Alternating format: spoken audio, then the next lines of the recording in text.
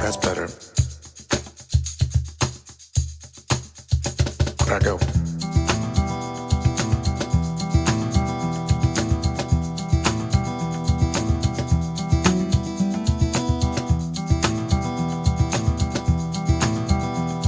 Hey, we made it. All right. Got a minute here. We got Lord Thothair, Kaladin 910 coming in early. Got a fantastic show for you guys. Michelle from A Force of Life is going to be with us in about 10 minutes. Then in about 45 minutes, Romi Diaz. She's got a new film out playing all over the country. I'm going to be joined in 30 seconds, 40 seconds. I'm going to be joined with Fletcher Williams, and we're going to say hello to everyone that's coming via Midnight's Edge. Be right back.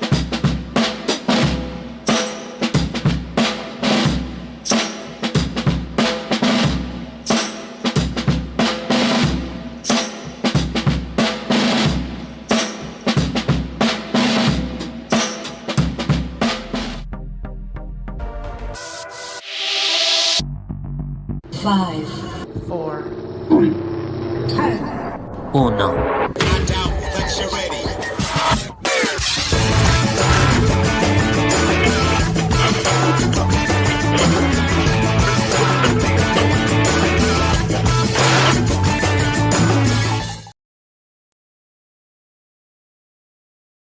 Boom! Boom, boom, boom, boom, boom, boom, boom, boom, boom. Do, do, do, do, do, do, do, do, do, do, do. What's happening? Everybody in the house. First, let's say hello to all the Midnighters here. Thank you, Midnight's Edge Rage.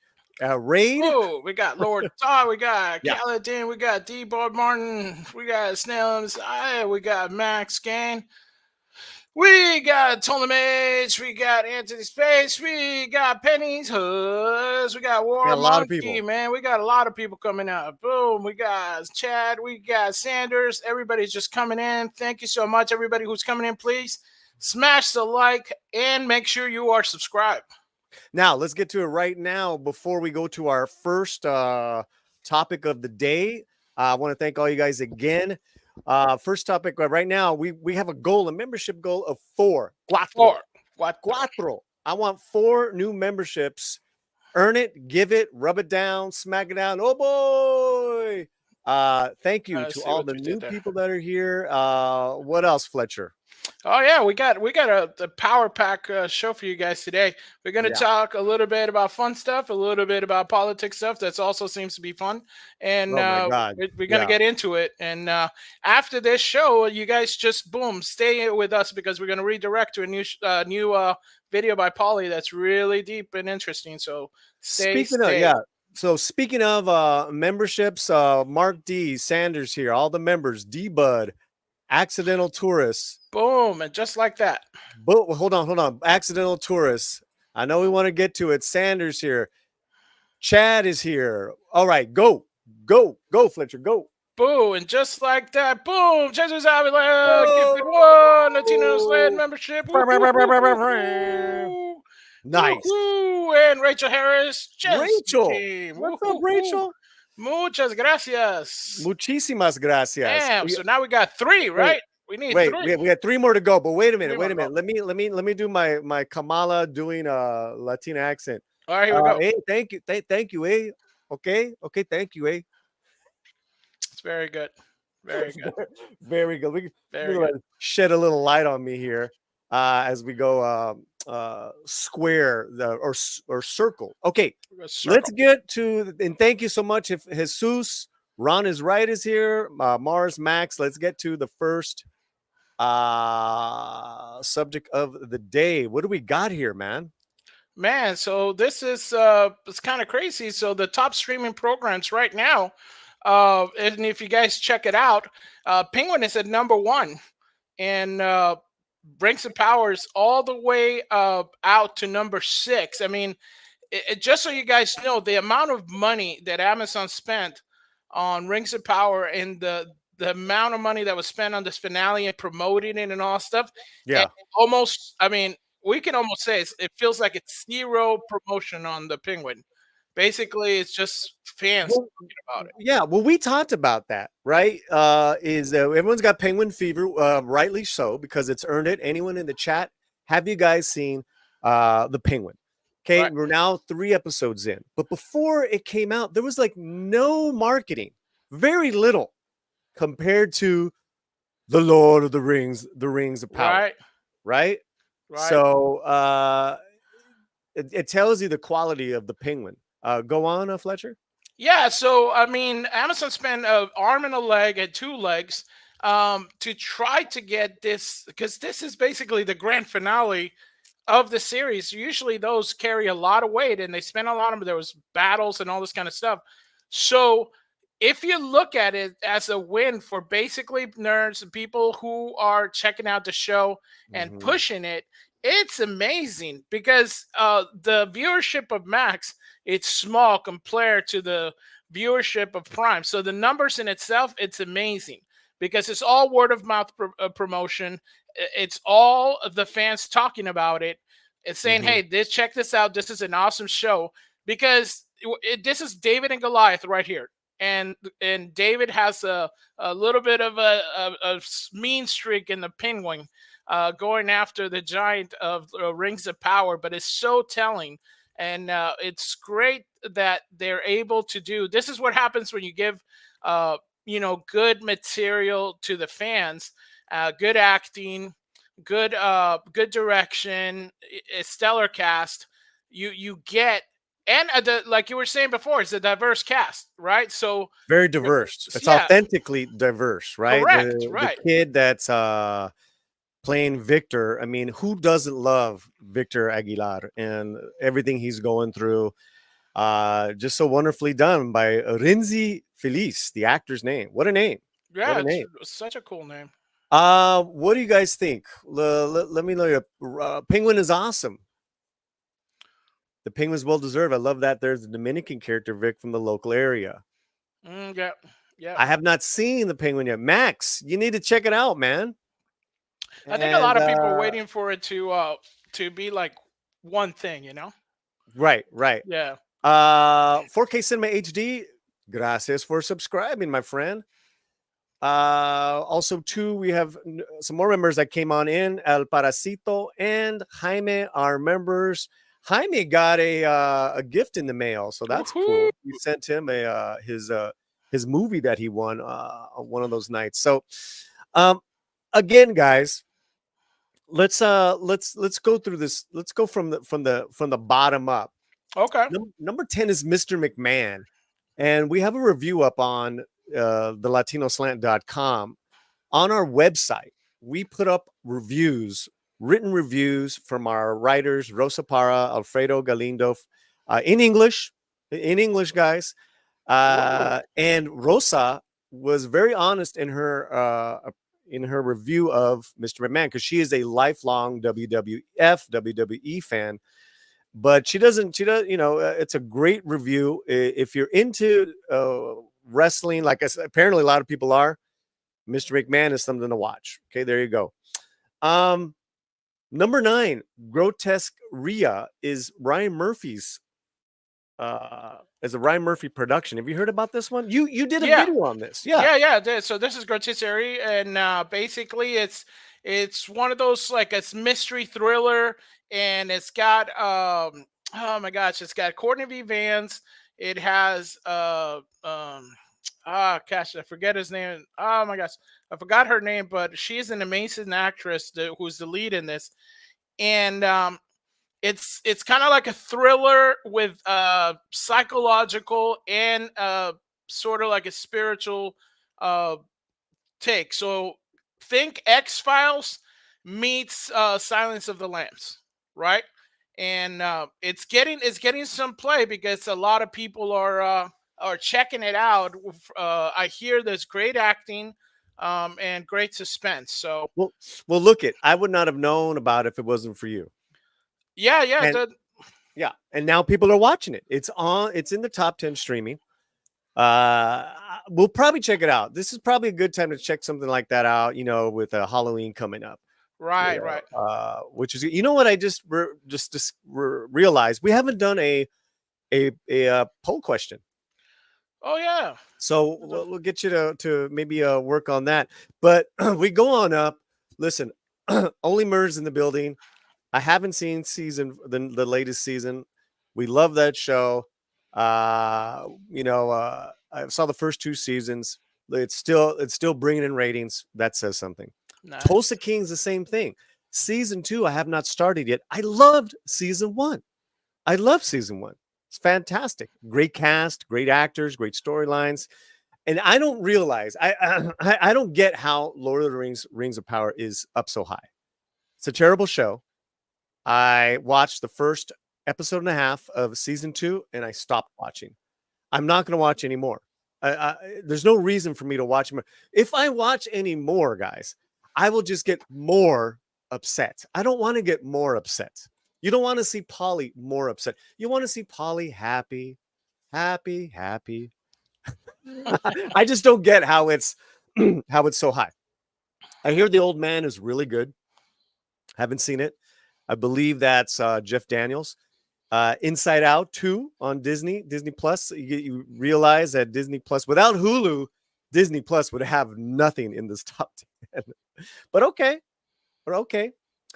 Then we get to the top 3. Monsters, the Menendez story. OMG. To say I love this, it's not the right wording. I was disturbed by it. I was shocked by it.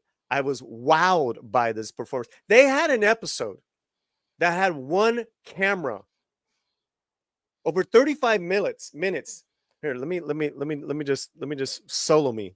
So for 35 minutes, they had a camera right here like this, and the main character he's just talking for 35 minutes, and that camera is slowly over 35 minutes. Boom. From a master shot to a close-up. I was gobsmacked. I absolutely was gobsmacked. Incredible, guys. I do recommend it. I saw the whole season. Wow. Nobody Wants This. I have no idea what that is. But I'm an old guy. I don't watch everything. What is Nobody Wants This?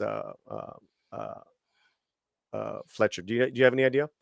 No, I didn't check that out. Maybe our guest does. Because our first guest is here, and oh my God, I love this lady. I love what they do on their channel. I can't believe some of the stuff they have not seen yet. Let's bring her in. You know her, you love her. She's also a minister, I believe. A minister. We're going to be talking about that. It's Michelle, Force of Light. Hello, Polly.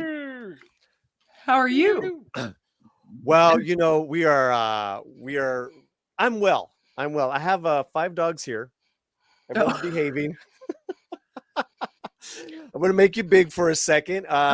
Thank you for joining us. Looking lovely as ever. Thank you. Congratulations on your channel. You guys are like over 40K now. You guys are rocking it. Thank you. Thank you so much. Yeah, I just actually got finished. We were reacting to a video that, of course, will be out in a few weeks. Oh, are you going to give us a little hint? I will. It might have to do with a little red-headed doll that has a knack for trying to slash people.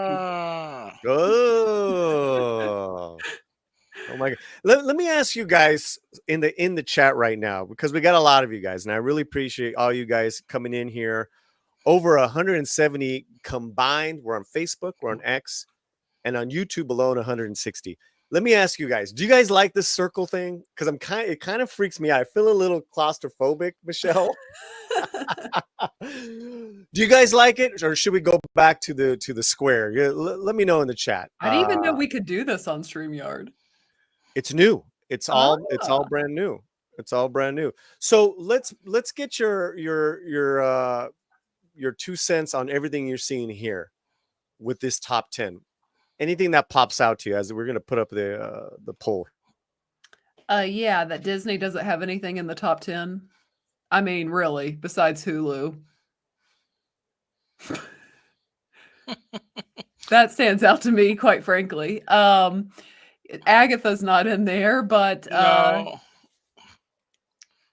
let's see. I think you're muted, Polly. Oh, I'm sorry. There we go. Nobody wants this. You said you know about it. I do. It's a rom-com. It's what's it? Kristen Bell and Adam Brody, the guy who was of course the OC. Oh, okay. Yeah, it's really just I mean, it's that straightforward. He's a rabbi. She has like a sexual podcast. They fall in love type story. Ooh. Okay. Yeah, it's very sitcom-y. I've only watched the first 2 episodes. It was one of those like I could keep watching, but I also haven't. Like it didn't necessarily grab me, but it's one of those that I could finish it, and I very well may. It's okay. What from this top 10 are you digging, if any of these shows? Let's see. Is there any that I'm digging? Sorry, that's my dog. How far are they into Tulsa King? I have been meaning to watch that. I really like. Isn't it just 2 episodes? Okay, 2 episodes. So Tulsa King, I need to watch Tulsa King, and then I've really been into Only Murders in the Building. Those have been my 2 biggies, or Only Murders in the Building's been my biggie. Nice. Huh. All right. So out of all of these, which one would you say is like peak for Michelle? Peak for me is probably like Only Murders in the Building. just because I mean, you've got Steve Martin is still one of the writers. And I really do like that show. I just think it's so well done, so well written, and it just kind of combines a lot of different things together, but somehow it works. It's very quirky and artsy, but yet just good. Nice. It's a great show. When is the Meryl Streep theater one? Was that season 3? That was season 3. Okay, so we have not gotten past season, like we started it, so we're behind. Okay. But it's fantastic. Because me and Romi are from the theater and all that stuff. It's hilarious. A lot of inside jokes, but I think it's good for a general audience with a little bit of, obviously dark comedy. Yeah, such a good show. Like I said, I recommend The Penguin. Now, that's fantastic. So people are liking the circles. We're going to keep the circles, even though it kind of freaks me out. But perfect reason to keep the circles, right? That's a reason to keep the circles. Michelle, growing up, you did not watch 80s and 90s movies. Is that why you guys are watching them now for the reacts? Because I find those priceless, man. And I've been meaning to ask you. So, is that you guys are just catching up on pop culture or what? It pretty much is, because if people notice a lot of the movies we watch, I was born in 89. I'll give away my age, I guess. Oh. I was born in 89. So many of the movies we watch were either before I was born, right around then, or were R-rated up until, because though occasionally I saw R-rated movies in the 90s when I was obviously, again, a very, very little kid. Like I saw T2, some of those in the 90s when I was a kid, but so many I just didn't see because I was so young. And then time goes, and as you get older, you don't necessarily go back. So that's pretty much what it is us playing catch up and going back to the movies we kind of were too young to kind of see. So it doesn't have anything to do with like maybe being raised religious and it's like you're not allowed to watch their movies like Fletcher. Fletcher, I don't even know Fletcher. Oh no, like Fletcher. Fletcher, not Fletcher. Got you. I was like, I've never heard of this movie. Yeah. Well, that's why again. Let's see. When it turned to, I was 10 when the 2000s hit. So it really was. My parents weren't overly strict on things we watched, but it just like I, as like a 10-year-old or 8-year-old, wasn't picking Con Air to watch. Sure. So it's kind of more that, just kind of aging up to some of these movies. And just so you guys know, I know Shellback, he graduated in 89. I graduated in 88, bro. So I started my first year of college and Michelle was born. Okay, there you go. All right. I'm going to leave it to you, Michelle, as to, you know what? We still got memberships. We still got super chats. You guys can super chat. You guys can gift a membership. And that's one of my crazy dogs. Do it now while during the show if you want to ask us a question. All right. Michelle, where would you like to go as far as our topics? Because we have some political ones and we have some pop culture item ones, but you're the guest. Let's break in with pop culture and then we'll warm up to politics. Well, the Green Lantern casting, they casted a light-skinned actor that has sparked controversy. Have you heard about this, Michelle? No, I feel like in my mind's eye, I saw they cast someone, but I can't remember who it was. So the gentleman that they've cast is Aaron Pierre. Am I saying it right? Yeah. Okay. He made a big splash in this movie that was like #1 for weeks called Rebel Ridge. So I'd ask you if you'd seen it. It's no big deal, right? And in the movie, he's basically like a thinking man's Rambo. And he's fantastic in Rebel Ridge. He absolutely has the charm, the charisma, the leading man. I love him. Well, he got cast as the what is it, Jon Stewart? Jon Stewart, yes. Yeah, give us a little background, Fletcher, because Fletcher is, among other things, Afro-Latino. So I'm gonna throw it on you. What? So just because we're talking about black people, you got to put me in. Hey. Go. So Jon Stewart is basically a member of the Green Lantern Corps.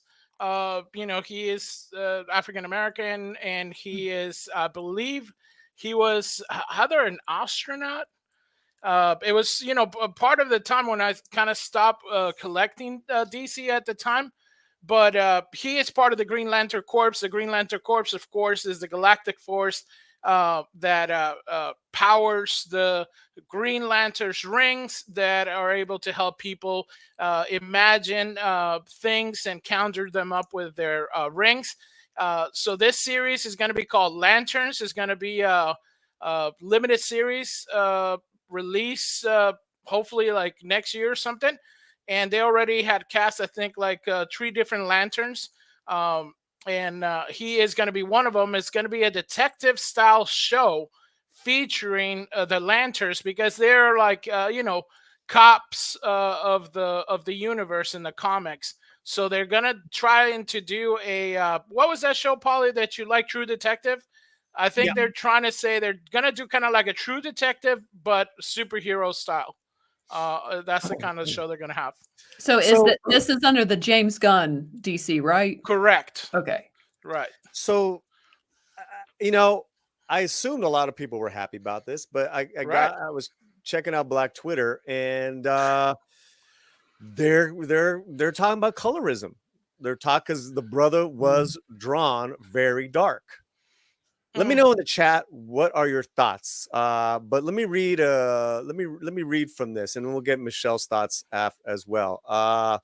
The creators of Jon Stewart made him specifically dark skin as a criticism for colorism in comic book characters, and DC casting Aaron Pierre feels disrespectful because of that. I was excited about watching the show, but I can't support it now because he goes on to say it's so sad to see an account on this app not mentioning the issue outright, giving a shrug because they're afraid of getting called a Snyder cultist, or because they don't want to speak badly of James Gunn.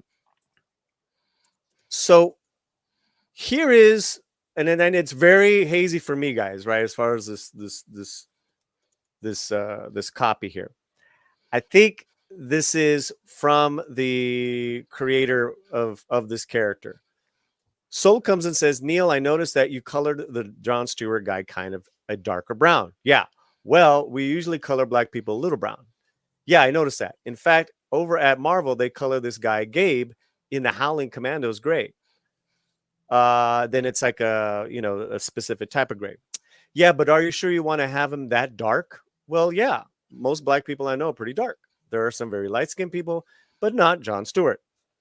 Now, I'm going to say something that they're going to say is to be a direct quote. You have to understand it's a direct quote, and after you hear it, you'll go, really? Nobody would have said that. Nobody human would have said that. But you still have to remember the times we're in, okay? The second ending of the story happens very close to doing the book. So I did the book, and I handed it in. And I colored it. Back in those days, when you colored comic books, you had to mark your colors. I would say the number. I would number them. So Anglo-Saxon flesh would be blah blah blah. That's 25%, 25%. Black people usually they usually did a khaki light brown. It was like, there's the numbers. It looks like S brown. It looks like baby S. They colored all black people that way. So I didn't, of course. I colored John Stewart dark brown. I handed the job in and marked it.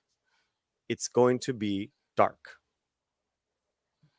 And Michelle, this is just, one example of a lot of people on Twitter just dogging this casting. Now that you have gotten some of this info, what are your thoughts? Well, it depends on how they're dogging it, because I was thinking of a scenario, like in my mind, like if I had read a character of a female that was described as having very porcelain-like skin and they cast a really tan white girl, I would be annoyed maybe like that they did get, because I'd just be like, well, that's not what's described in the book, but I wouldn't like associate it to like colorism against porcelain skin either. It would just be like, that doesn't really fit the look that the book described. So I don't. So he is very, very dark in the comic. Yes. Okay. I mean, I don't know. I mean, Polly says that if the guy's a really good actor, and he is black, I feel like you probably should just cast the best actor that is black. Yeah, and I think because I asked Solomon Thornton, who's in the chat, he's more familiar with the character than I am, because I asked him. I didn't remember what he was before he was in Lantern, and he was a U.S. veteran. In the movie Rich, it's very he's very militaristic, I guess, or stuff like serviceman type of role that he killed it. So that could be also like a factor. Like if he can kill servicemen, then this would be a good fit. But sometimes Black Twitter and all stuff, I see their point, because people have been saying that Jon Stewart character should have been a little bit darker and stuff like that. There's a lot of great darker skin actors. But you got the both sides of it, where you kind of say, well, this guy's a good actor. He can really pull off being like a member of the military well. So, yeah, it goes in both ways, I guess, in a sense. So, I get it. I get why people are upset. I also get that this is a business, and Aaron is coming off a huge hit with Rebel Ridge, and you need stars. You need good looking leading men. I mean, this guy is all charisma. There's that, and then this is kind of continuing this conversation that we've had, Michelle, in regards to Brit actors who happen to be black. Playing American roles. That is like now more than ever. John Boyega. This gentleman is British as well. A lot of African Americans don't like that. It's like, because it's like, whoa, wait a minute. What about these actors? What about these actors? And I would be a hypocrite to say that there's nothing that their argument isn't. There's something there, because you guys know on here we kind of go over a lot of stuff, and one of the things we go over is the casting practices of Hollywood. I mean, and when you still have people such as Ben Affleck playing a Mexican American in a movie, you're like, that's crazy. What movie was that? Argo. Argo is a real life. He was a real life person who was undercover in our, but it was Mexican American. But the other part, Michelle, is that it's Ben Affleck. He's a star. You need your stars. Any more thoughts, guys? I mean, in that case, though, like I feel like if it's a true story and he's a Latin American, you just find a Latin American for the role. Right. You Yeah. know? Yeah, I guess it goes then with case by case, right? Yeah, Right. I think it is a case by case, absolutely. Because with this too, I like understand, I guess, being no, I really don't, because like Henry Cavill, the most iconic American character there almost is, besides Captain America's Superman. And we, you know, no one fussed about Henry Cavill. He's as British as they come, but Right. like he played the role good. Yeah, you know, that's a whole nother thing too that we brought up. And part of the bigger argument that I was talking about was that this generation, British actors are just the best trained. They are good. They're good. And that they're getting a lot of the jobs. Whether they're black, whether they're white, whether they're Indian, you're just seeing that. Just level up, or you know, the Australians are the same way.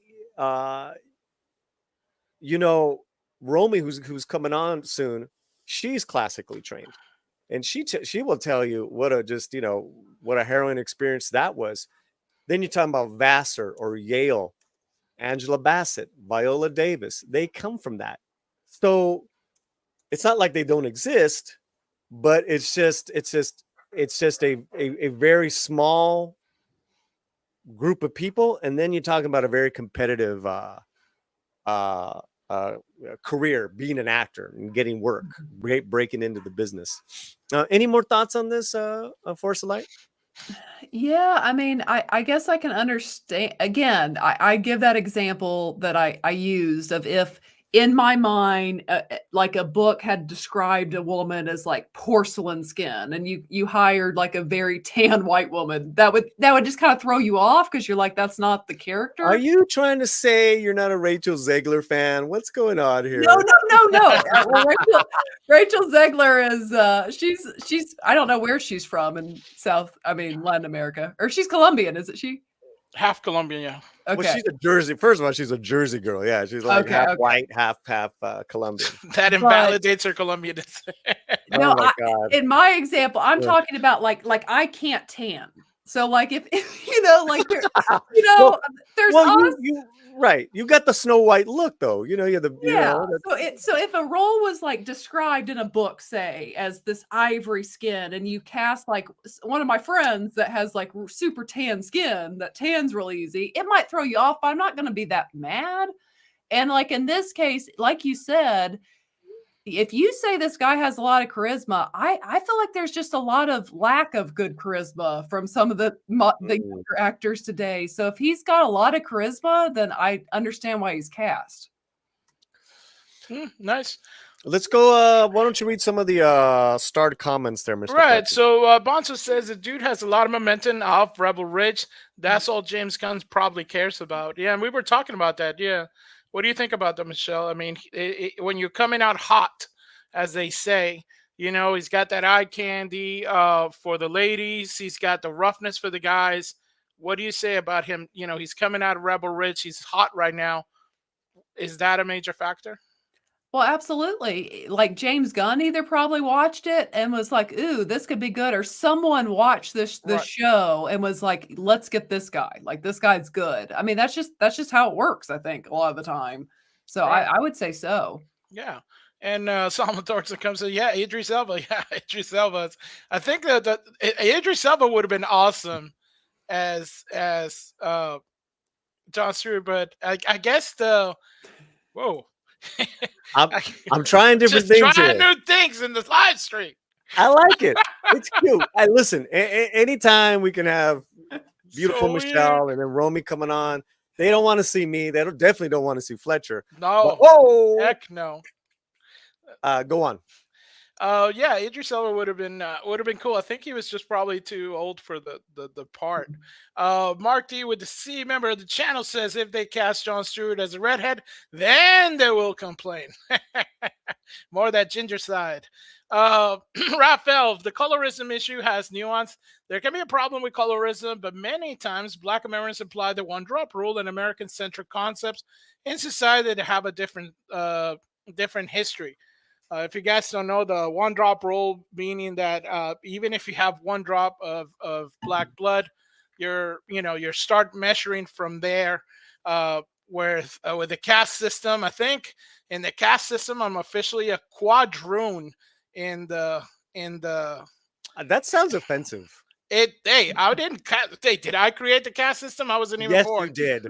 But sir, you offend me, sir. Yeah, well, it bends. So you're like mulatto, quadroon. There's, oh my gosh, I don't know. With my wife, we laugh at those things. Listen, that's some heavy stuff. Go on. So Julissa, member of the channel, says, Paulie, yeah, there's Mexican Americans that look just Ben Affleck's though. Ha! Here's the problem. Ben Affleck looks nothing like Tony Mendez. What? Bring up a photo of Tony. I'll be right back. I'm gonna find one. No, that's it. Julissa, fighting words. And then Paulie, another good example is it Catherine Zeta-Jones just white? And she gets she's always cast as Latin. I thought she was Latin most of my life because of her castings. Yeah. But I think Latin Americans do kind of claim her now, though. Since she was in Zorro, I guess she gets the pass, right? We're just like, she's one of us now. Well, she's one of us, that's it. In all honesty, too, we claim Ben. We love Ben. Ben. Long time ago, yeah. Latinos love Ben and Matt Damon. You know why? They speak better Spanish than a lot of us U.S. Latinos. Okay, Julissa, here you go. Here's Tony Mendez on one from left to right. There's Tony, and then there's Ben. Bring up the meme. That's exactly the same picture. Yeah, I mean, in this case, again, because it's a true story, you just cast a light-skinned Latin man. That's just what you do. Like there were plenty you could have found. Well, but the other, and I'm going to defend this movie, and yet I hate it at the same time. Ben produced it, directed. It's his project, and Tony, the original guy, wrote off on it. It's like, hey, Ben wants to play me. Ben's going to play me. That's right. Amen to that. If this movie was cast today, we all know Pedro Pascal would be that person. Oh, that, you know what? You're going to get, you know what? You are a woman, but you are going to get the bigote.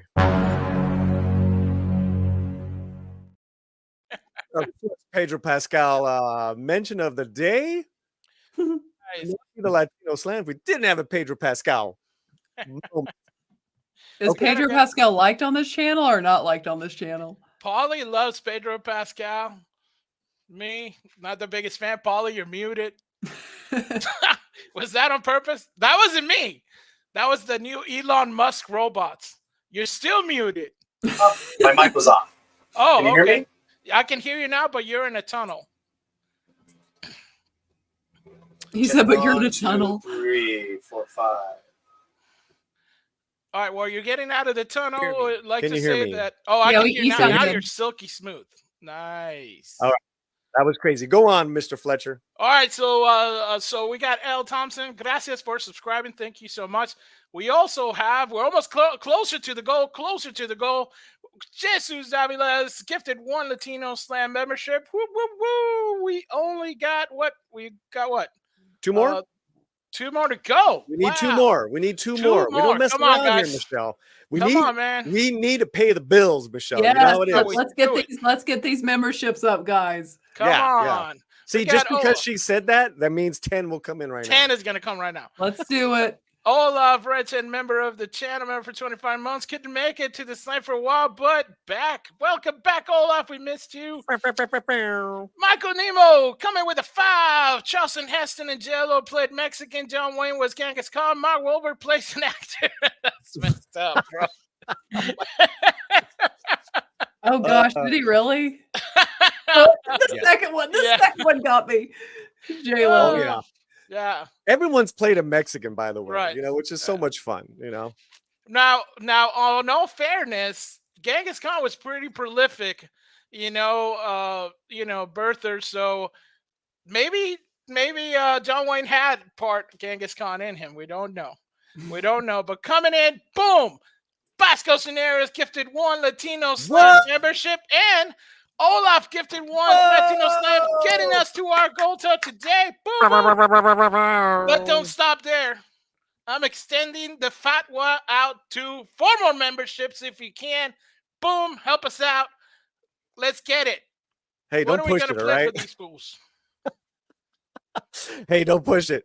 Okay, that definitely deserves a thank you video. Muchísimas gracias. The low rider is a little higher. I want one of those. Nice. Everybody wants one of those. Well, that was better than the show. That's better than Ahsoka. That was the show right there. Did I make you laugh? We have a breaking news here. American Homeboy hits Apple TV this Tuesday, October 15th on Apple TV and Amazon. Congratulations to this documentary. Michelle, I don't know if you're familiar with this. It won several awards. It's sold out all over the country last year. It's called American Homeboy. Why don't we play a little bit of it for our audience? Let's check it out. Don't make no difference what you wear in this country. There's people behind these clothes that have good heart. Again, this was part of what segregation did, is if you were racialized or even if you were poor, you could only live there. Anytime we're trying to sort of understand Mexican-American history and culture, it's very complicated. You were proud of your Spanish last name. We used to get them in Old English. Pants were perfectly creased. Dark lipstick, the Sharpie eyebrows. The zoot suit was all part of jazz culture. Not cholo. Cholo. Back in the day, if you hit the switch in front of a cop, it's over. Pachucos were rounded up, beaten down. If you don't know that you're Chicano, then you're not. When they first started those gang injunctions, I said, no, that's not good. Something hit me too, the grenade, but it hit me right here in the eye, bullseye.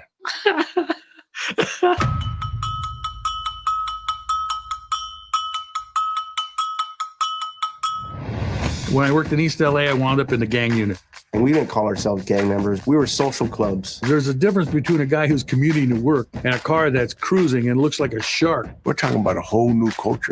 We have our own slang. The calor was different. Chicanas and Mexican-American women were sort of using American culture.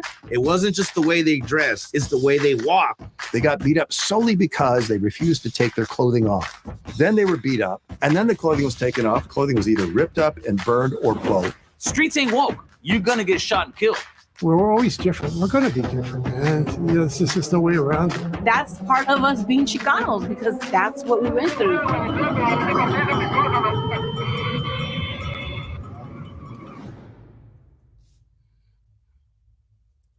All right. I'd love Michelle's initial thoughts on this. Is this, after seeing it, something you think you'd want to see on streaming?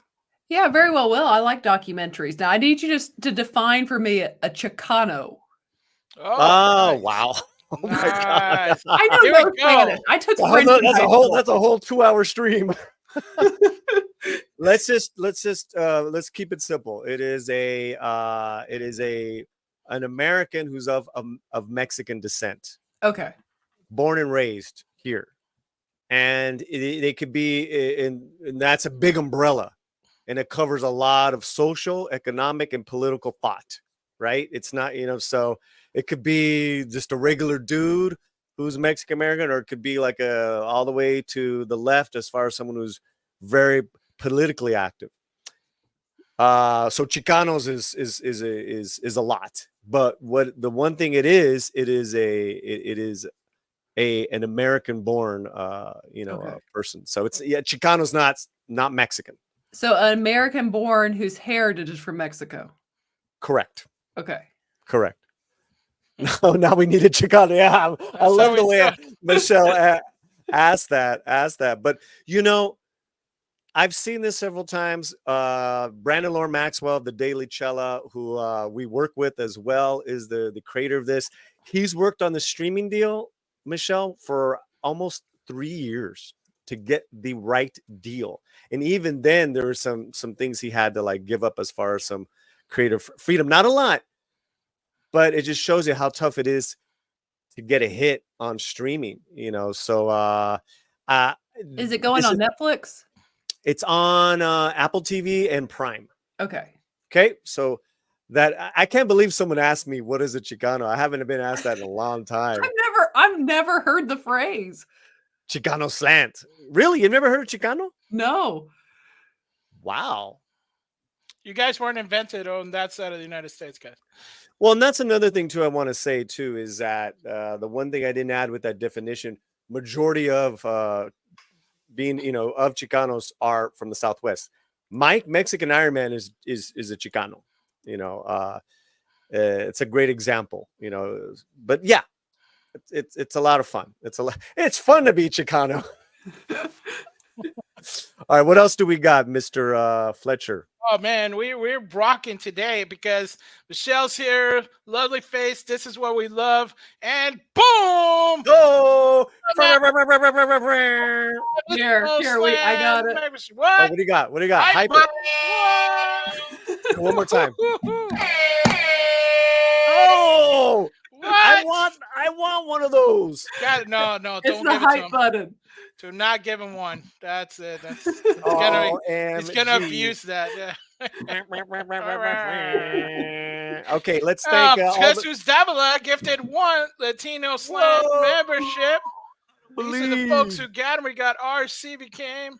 We got TZ Burton. We got Kills Rolling Kingdom. We got Gabrielle. We got Tim. We got Marina Telly. And before you know it, boom, Michael Nemo, $2 super chat. No Chicanos from Texas, though. We're Tejanos. So Michelle, just like how human behavior is, we're very tribal, right? So it's like, where are you from, Michelle? I am from Tennessee. So you wouldn't be a Kentuckian? No, I'm not a Kentuckian or an Alabaman. Are those people different from you? It's a different culture. So that whole thing, yes, they are. That's the Tejano Chicano thing. Okay, so someone said in your chat that Chicanos are mainly in California. No, mainly no, because yes and no, but they're all over the Southwest. Right. Yeah. So can a Texas person be a Chicano? Absolutely. Right. But if Michael Nemo says we're Tejanos, and it's like, hey, I'm not gonna get all crazy on you. You know what I'm saying, Nemo? You saying to me $2, I'm gonna say I love Tejanos. Dale Tejanos. Have the best barbecue, I say. Well, now I need to know, Paulie, what do they call the what about the ones that would have grown up like in New York City that their heritage is from Mexico? Those fools. If you're born in the States mm-hmm. and you're of Mexican descent, mm-hmm. then you're either Mexican American or a Chicano. Okay, so even a northerner though would be a Chicano. Yeah, absolutely. Okay, I know a few of them. I know a few, and then also too, it depends on how deep they kind of like tunnel back into their heritage as well. Because maybe they're like, hey, you know what? I'm American. I really don't have any connections to Mexico anymore. And there's that too. They can even say, oh, I'm just Hispanic. Hey, Canadian Mexicans are cold. They're definitely cold. Let me tell you guys, New York. That's Puerto Ricans. That's called that Puerto does seem to Rican. be where most of the Puerto Ricans go. That's where a lot of Puerto Ricans are. Nejanos. Nejanos? What the heck? Oh, from Netherlands? Nejanos. The Mexicans. And Mexicans. Oh my God, that is hilarious. All right. So we have a poll going on. Tell us about the poll really quick. Well, so we have a poll going on that is how come it doesn't come up when I always pull it up? All right, I'll pull it up. All right. 61 votes. Is Kamala going to talk about it? Here are the choices. C, I used to work at Taco Bell. Quotation marks. 2, no, can't unburden enough. Wow. 3, maybe check teleprompter. And 4, we got cackling at home. Number 2's in the lead right now with 26%. No, can't unburden enough. So vote now, vote often. Wow. And thank you so much for Nostradamus, Jesus Davilas, and Michael Nemo for the gifted memberships. What are we going to play for them? Let us play this one.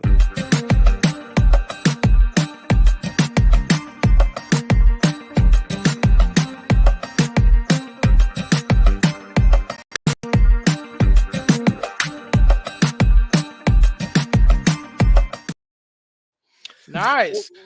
It is so wonderful to have all you people here in the chat live with us with Force of Light. We got about another, I'd say 5 minutes or so before Romi Diaz comes and joins us to talk about her movie. Nice. But so that being said, I'm almost like, do we get into a political? I think since I just found out what it means to be a Chicano, how do I say it? Chicano? You said it. Yeah, okay. Very nice. That we see Kamala's impression where Nice. she feels like she is a Chicano.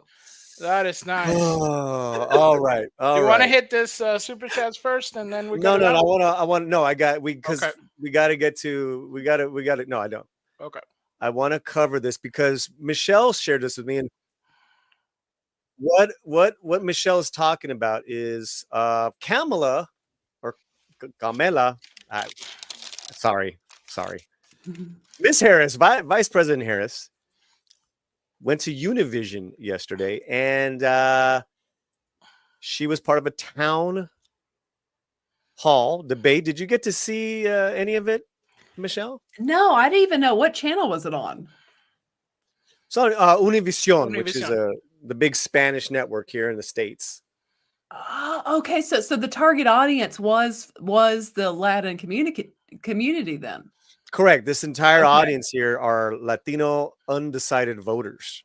Okay, that makes it better. I just thought she was just speaking that way because there was one Latin man who asked a question. Oh, no. There was all Latins in there. And I saw the whole thing. How about you, Fletcher? You get to see any of it? No, I just saw parts of it. I love myself too much. Oh, okay. All right. Well, here there's a debate on whether or not she did a what they call a switch code switch. Fletch? Yeah, you would say that. Okay. And went from her kind of like your generic American accent to, a Latino one, a Latino one. Okay. Simone. So let's listen, Simone. Let's listen to her. Here we go. Well, first of all, thank you for the question. I hope your family is okay and your home is okay. Well, first of all, thank you for the question. I hope your family is okay and your home is okay. It's okay. It's okay. Your family is okay. You got enough tamales? I will make you some tamales. Okay. Michelle, thoughts, since you're the one who shared this with me. My thoughts is never trust a politician, and I mean this across the board. This is my rule in life. Okay, first rule, never trust any politician, no matter what side of the aisle they are on. If they try to talk like a black Baptist preacher, that's one. Two, never trust a politician who tries to change the way they talk based off their audience and just becomes a chameleon.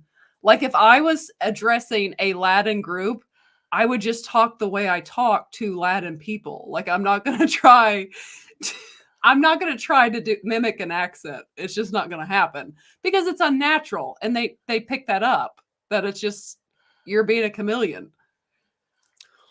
Well, another thing that was unnatural was a teleprompter, and apparently, there was a teleprompter. Tell us about this, Fletcher. Yeah. So what happened is that I guess it was a miscommunication with the people running the Univision camera, and what they did is they did a pan shot, probably with a handheld or something, and kind of did a pan shot of the back, and it did show a teleprompter, giving her what to say. All right, well let's watch this video and we'll check it out here. Victim of crime. Are you a Republican? Are you a Democrat? The only question I ever ask is, are you okay? There it is right there. Yeah. Oh man. Okay. All right. All right. Well, listen, some people just need one. As a guy who's worked with teleprompters, I know people that just they can't. You got the light, you got the lights, you got the cameras, you got the people. You need that as a guiding tool. And then I know people that won't even use it, even though it's there. Even though it's there, like Trump. He'll go off script all the time. And sadly, we have seen over the. But you're saying is that they get rid of it, right? Yeah, like because I fully understand I would never mock someone using a teleprompter for like a speech, but when the point of town halls is to be off the cuff, it is to talk to the people. And if you can't answer questions about the way you would handle things, then maybe you're not qualified to do the job. Well, okay, okay, yes and no. Yes and no, because I don't think qualifications should matter. I don't think part of your qualifications to run this, to be the free leader of the leader of the free world is, are you good on camera? Well, that's not what I'm saying. That's not what I'm saying. You could be as awkward of a talker as an Elon Musk, but can you answer the questions unprompted because you know what you would do? But even there, I would push back and say, listen, if they got great policies, they got some experience, I could look at their track record. I could look at, I can look at what the work they've done. I don't care about their presentation. I really don't. I want to see it on paper because I know. I think that's the problem here, though. You have someone who has yet to really even present their policies, that doesn't have a good track record, and apparently can't even just speak to people in a town hall. It's different if we came with someone that had these things. Well, that is at the end of the day, you are correct, right? Is that, has she endeared herself to new potential voters? And that's the problem. Because as we've shared information here before, she's actually losing the Latino vote, particularly Latino men. Did you see the latest poll that came out on Latinos? No. If you want to share it, let us know. I should have got it. It's gone like, man. I wish I would have. I need to start keeping it. Yeah. So I guess that's when they get rid of it, right there. You guys see that? Yes. Boom. All right. Gotcha. I mean, I wouldn't have hit it. Big deal. Then it's like you can defend it. Yeah, well, I need a teleprompter. But like the fact that you turned it off. Oh, whoops. Hold up. Yes, that's a good point, Polly.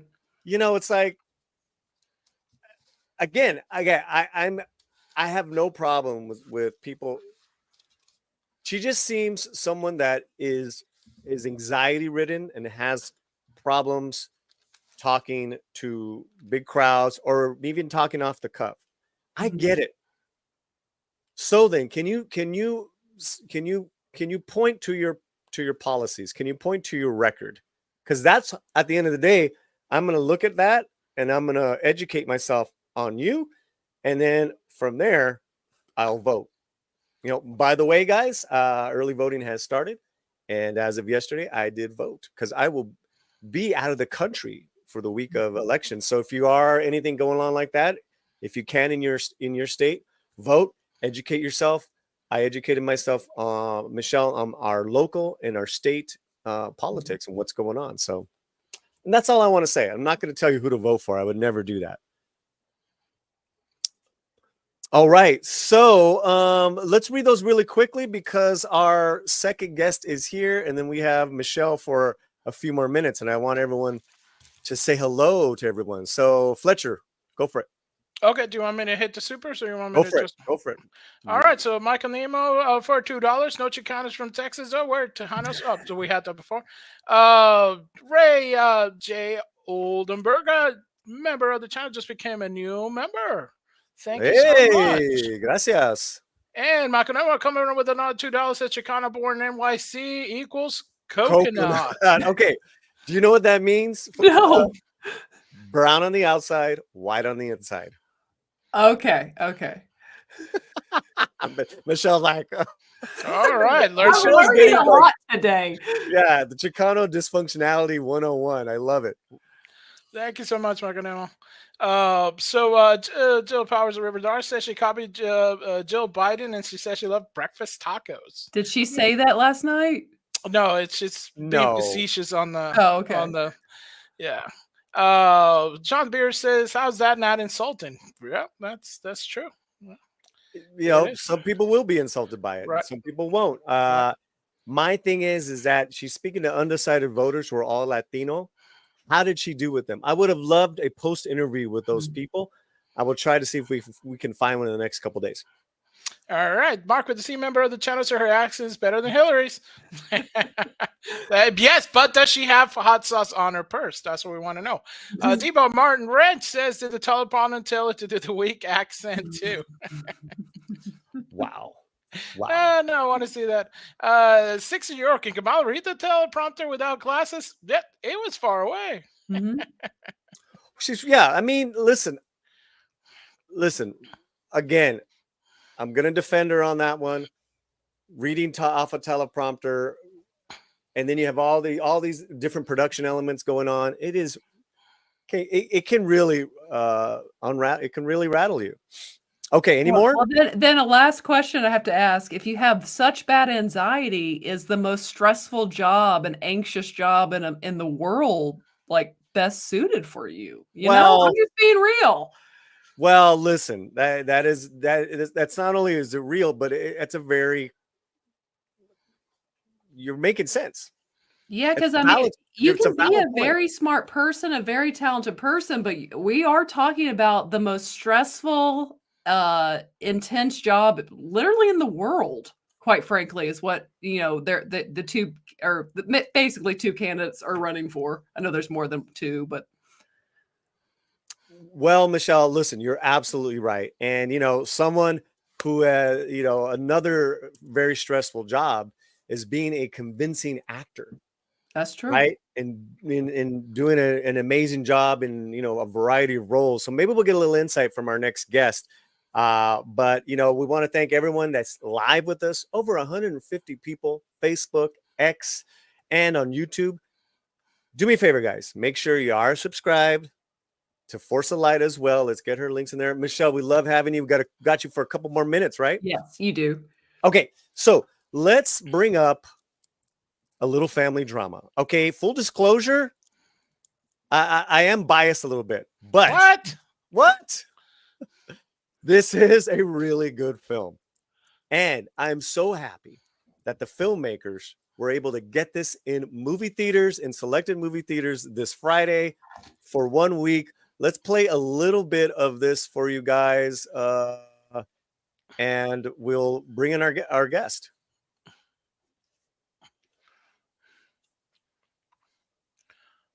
Oh, nice. Audio.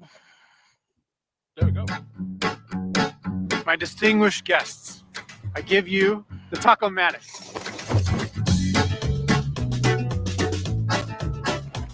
What's this for? Our family reunion dinner. Everyone will be there tomorrow. ¿Se puede saber qué diablos hacen? What does it look like we're doing? Keep loading. I'm guessing the taco truck's still haunting your dreams. You should see someone about that. You've been ignoring our notices for the past 6 months. Grandma co-signed a loan for the Taco-matic. We use the restaurant as collateral. Grandma wants to end a family dinner with a soup. We are not ending with that soup. You can come to the dinner or not. I couldn't avoid it if I tried. We live in the same house. Then stay in your room! We're going to lose the restaurant, Grandma, unless you happen to have $500,000 somewhere. Look, Apparently, I'm an internet sensation. Are you going to involve me in your plan? Are you going to keep quiet? Your superiority complex has no place here. Do you even know what it's like to take a risk? Welcome to the Sepulveda family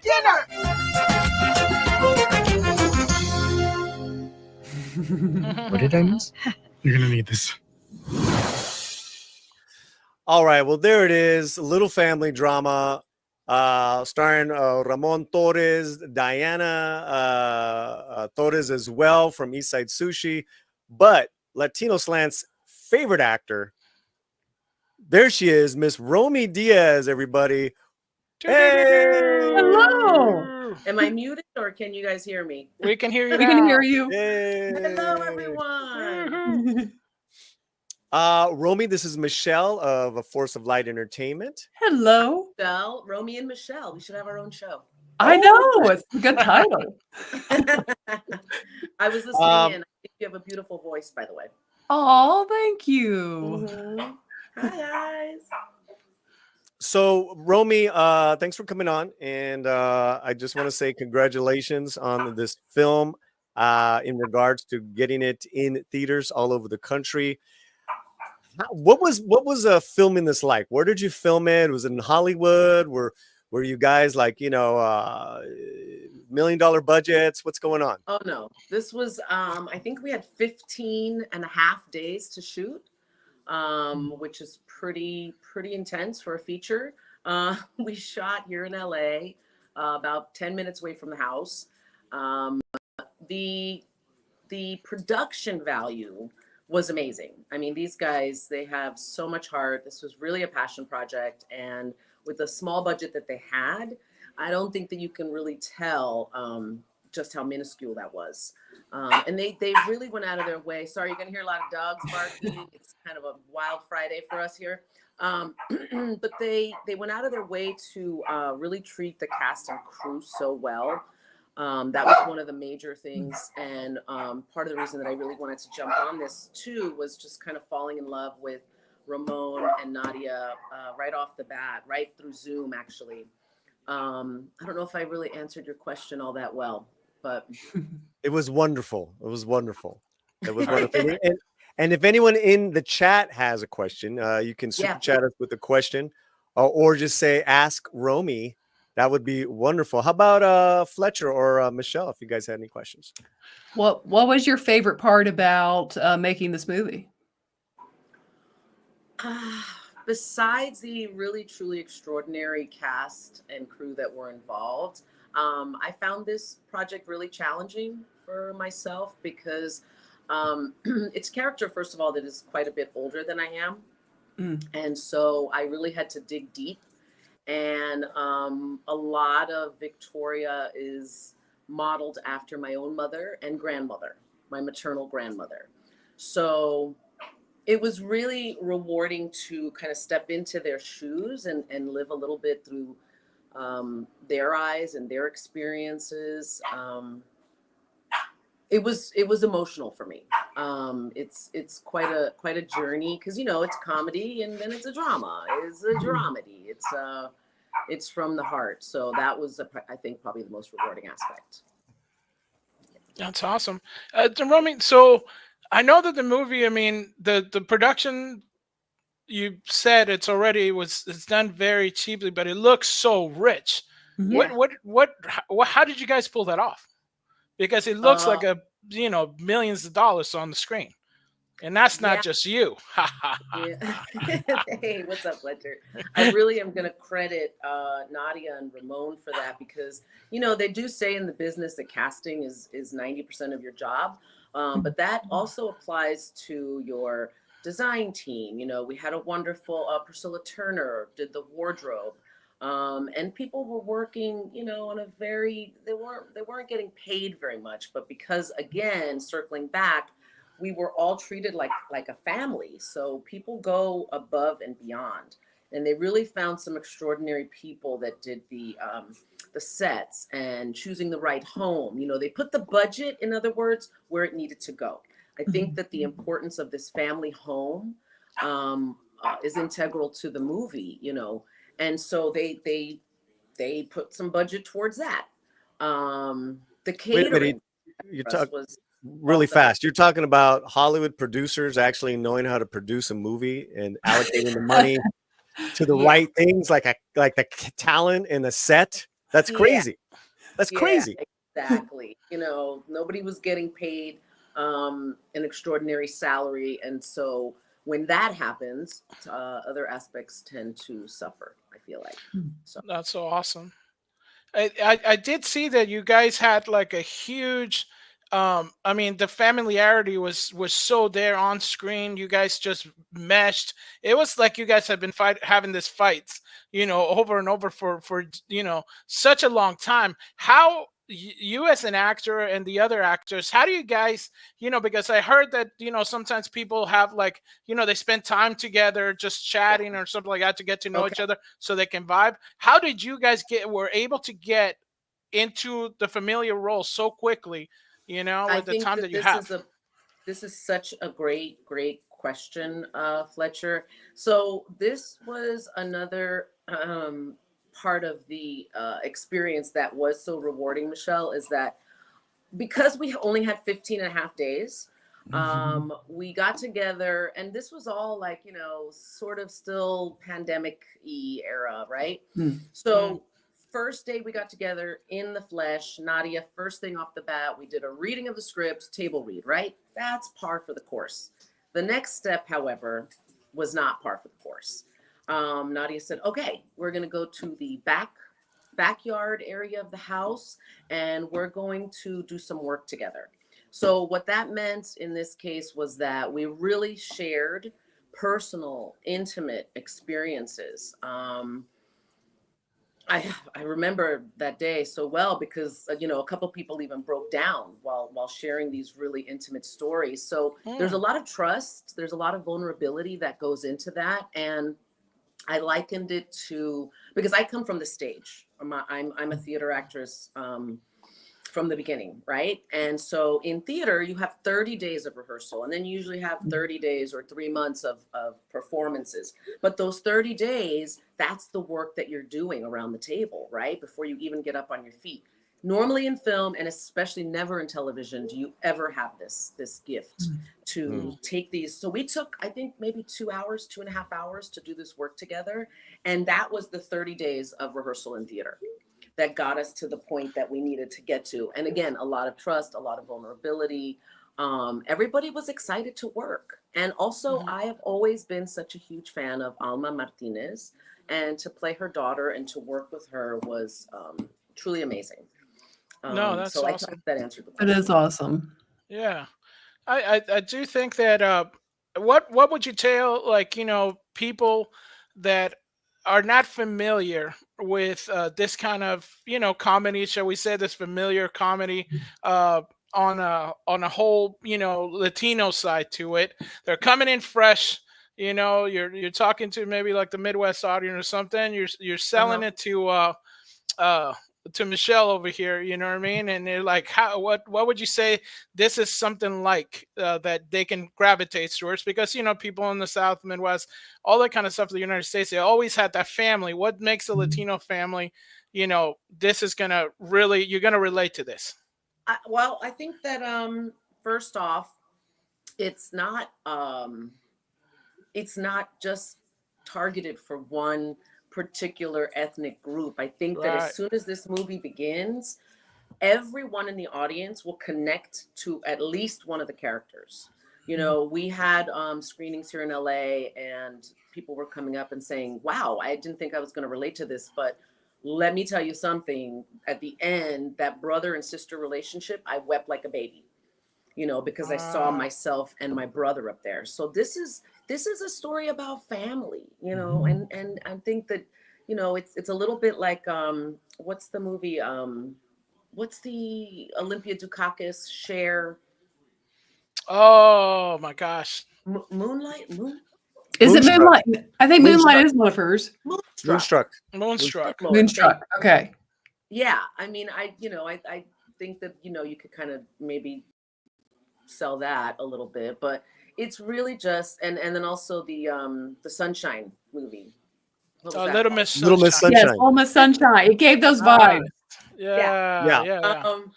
But So- it's really, I think that Go ahead. everyone will relate to Go some to- part of it and to the storylines and the characters. Awesome. So we have a bunch of questions, guys. Lot I lot wish for I could Romy. read everything. I can't read and focus. No, on we'll bring it up. We'll bring it up, Great. sweetheart. Great. But I know Michelle has to go, unfortunately, or you got to go, right? Or I do, sadly. I will come back. I will come back on another day where I'm not as rushed. it was an absolute delight to have you on, Michelle. Why don't you do a quick plug, and then we'll make you solo right now. Yes. Well, thank you so much for having me on. I always enjoy it. Polly's one of my favorites. Definitely go check out this movie. It looks good. I have to see if it's playing around my theater. But so best of luck with that as well. But yeah, you can find me and my sister at Force of Light Entertainment, where we do movie reactions and movie reviews, and also do a live stream every Monday at 6:30 p.m. Eastern Standard Time. But that's it for today. But thank you so much, Polly, for having me on.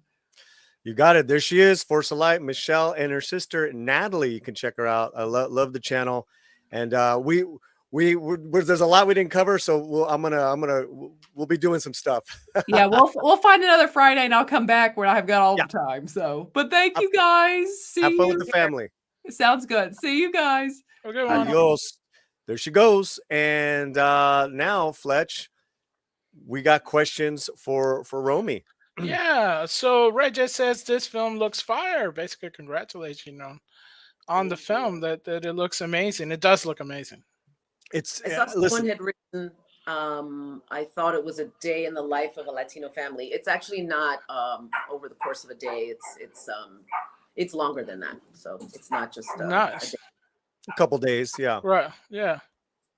Yeah. Sean the Sunrise, you had me at food. Yeah, Nice. people get hungry after they watch this movie. Be ready to have a taco right after. Nice. There's So you're several. saying that should be a taco-matic right outside the theater? Yes. We had a taco truck at a screening at Warner Brothers, and they had a taco truck. It was awesome. Awesome.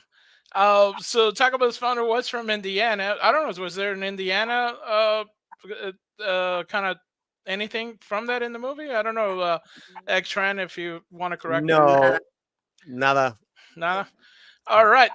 John the Beer says, "What's this story? What's the story about?" Ask Romy. Well, it's all culminating into this annual family dinner, but I don't want to, no spoilers here.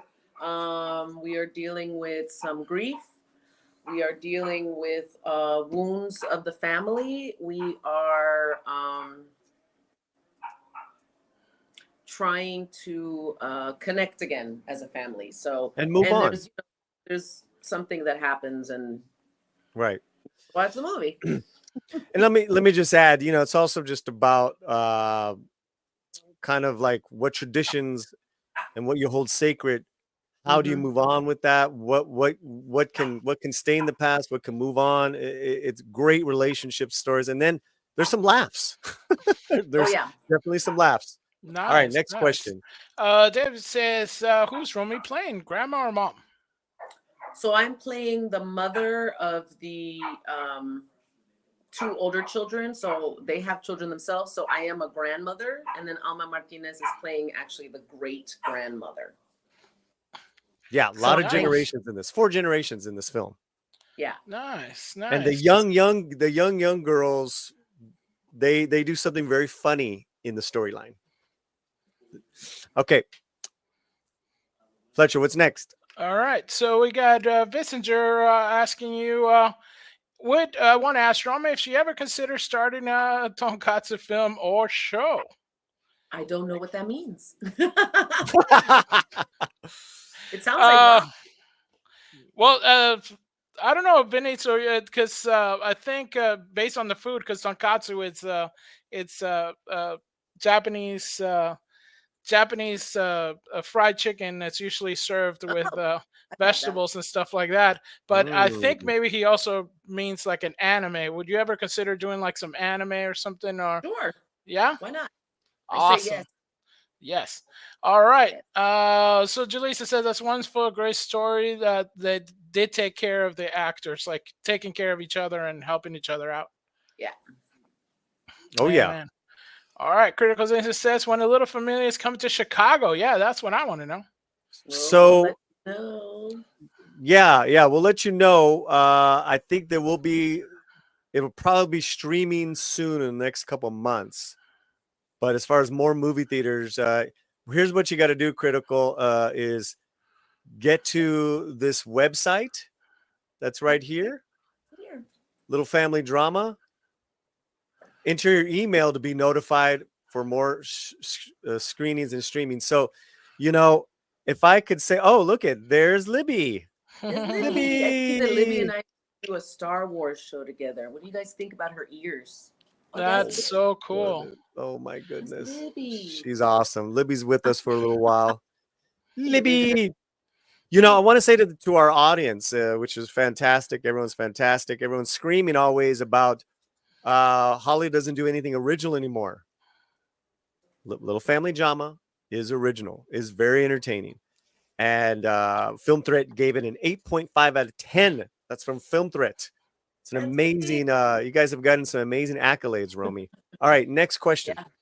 All right. So we have Diana Hernandez, Facebook question. Prima! Hola. I'm going to see the movie. So excited. Hi, Prima. Nice. So yeah, that's really cool because we got this movie happens to be playing in a lot of towns that my family is in. So Romy knows a lot of my family in Phoenix and in Tucson and in El Paso. They're all going, sweetheart. That makes me so happy. I'm so glad that you're going to see it, Diana. Really miss you so much. Yeah, we'll go between now and February. We'll be hitting Phoenix between now and February. Cooler months, please. Cooler months. Oh, this is as requesting advice. You're an actress, how to reconnect with family if you're 15 years unconnected. What would you recommend? Oh, do you mean personally? Yeah. Or in the story, or I'm confused. I think personally, personally. what? Oh man, you just start. You just make the call. You have to leave egos aside when it comes to that, because as we get older, we need people. We need each other, and we don't have a crystal ball. We don't know who's the one that's going to get sick. We don't know who's the one that's going to need, a place to live. So if you're disconnected from your family 15 plus years, and listen, not everybody is going to be able to do that. So if it's something toxic, if it's something that's unhealthy for you, then maybe you're better off alone. But if it's possible, then I would urge you. And this is another thing that a lot of people do is you make your family as well. Yeah. Sure. With lifelong friendships, extended cousins, whoever it is, an aunt or uncle, and that's Some your life. People have church groups or bowling buddies, but whatever gets you through. But I do think there's a special bond to family. Right. No, I agree. I like. Hold on a second. Oh, sorry. Hold on a second. So true. Stop doing that. The family is not blood. The Bosco says. Sure. So true. 100%. 100%. Thank you, Fletcher. Sorry about that. That's all right. All right. So Stump Brad says, just can't see Romy in a grandma role. Too young. Thank no, you. It is. I was shocked because it's like Polly was like, she's playing the grandma. I'm like, what? And I'm like, she's really trying to stretch those acting chops. What did you think about that when you first got it? You made Romy's year, Stump Rat. Yeah, because I was like, when is somebody going to say that? Hello. The reality is, if I had given birth at 20 years old, I could definitely be a grandmother. Thank God I didn't. But when the role first came around and I read it, I was like, man, I'm not booking this. I'm way too young. And then I got the call back and I was like, really? And then they were like, yay, you're on board. And I was like, oh my God, really? So thanks, guys. Well, how did you try to get? How did you get into the role? Because basically, I mean, this is almost like doing an alien film, right? You're kind of like saying, how would I react in a sense? Because I'm nowhere near that. So, how did you Oh, what did you envision to get into it? I really just channeled my mother and grandmother. Nice. I really did. There's some Irmelinda in there, and there's some grandma in there, and it's they come out in certain moments. And that was part of the fun and part of the challenge for sure. Nice. Did you ever call them and say, "Grandma, how would you say this?" No, my grandmother is passed away. May Oh her no. soul rest. She was not an easy woman. She had a very hard life, and she became very hardened. And when I last saw her, we were not on good terms. Hmm. So Oh no. yeah. And I do want to tell you guys though, was living in West Hollywood, and one night in the middle of the night, literally, that witching hour, 3:00, 3:30 in the morning, boom! And I shot up in bed and I went, what the hell was that? And there was this painting that had been on my wall forever, for 6 years. And it came crashing down. So I remember I sat up and I said, who just died? Who just flew over my house? And within the hour, my mother called and said that my grandmother had died. And I said, yeah, I know, Mom. She flew on her broom right over my house on the way out. Nice. That's just insane. Yeah. Mm-hmm. Wow. Julissa says, I was thinking that too. You don't look like a grandma. Thank you, Julissa. Bosco says, hot grandma, LOL. Yeah. Oh yeah. All invited over. Oh yeah. Oh yeah. Oh yeah. Yeah. No, it's insane. Yeah, he says, when my mom died, my mother-in-law's doorbell got struck at 3 a.m. Wow. Yeah, that's what happens. And that's the witching hour, right, guys? Yeah.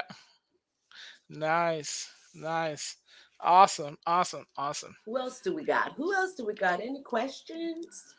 Yeah, let's expand it, guys. We have Romi for a few more minutes. Again, you can go to littlefamilydrama.com for check your local listings there as far as theaters. But let's expand it to any questions you might have on Romi's career, on what it takes to be an actor in this business, training, etc., etc. What kind of dog is is She's Libby? really enjoying the spotlight right now. She is such a doll. We love her. We love her. Nice. Nice. So, Romy, I know that a lot of people were talking about AI and robots because Elon was doing this thing with robots coming out. What do you think about this whole thing with the AI actors? Did you get scanned or any of that stuff? Scanned? Oh God, no, that sounds horrible. Right? It's a really scary time. We worked on contracts. That was part of what the strike negotiations were about. It's really scary to think that we could be replaced. But at the end of the day, I really feel like that's not going to happen because, Right. Look how passionate all of you guys are about film. Are you going to want robots telling your stories? I don't think so. Right. So I'm not too worried. I think a lot of that too was for the background actors. They had to be concerned that they were going to be just replaced, and CGI was terrifying when that started back in the day. So I think we'll be all right. But I don't know anything about actors getting scanned necessarily. All right. And so Julissa asked, Romy, would you go back to theater acting? In a heartbeat, absolutely. I love the stage. Nice. I love the Awesome. stage. It's just, it has to be really, really good work. What would you like to play? What would I like to play? Like a character? Yeah, or... what would be your dream role? There's many things, but I definitely want to do some horror. I want to be killed. I want to be the killer. What? What's a Polly? Hey. Yeah, but it has to be like a really good, psychological, not a slasher. Like, I need Right. something that gets my juices going, psychological, Mm. and one where you just don't see it coming. Oh. That's my kind of genre of film. But I have played. I beheaded my husband. It was what was that called? It was a short, and it was called.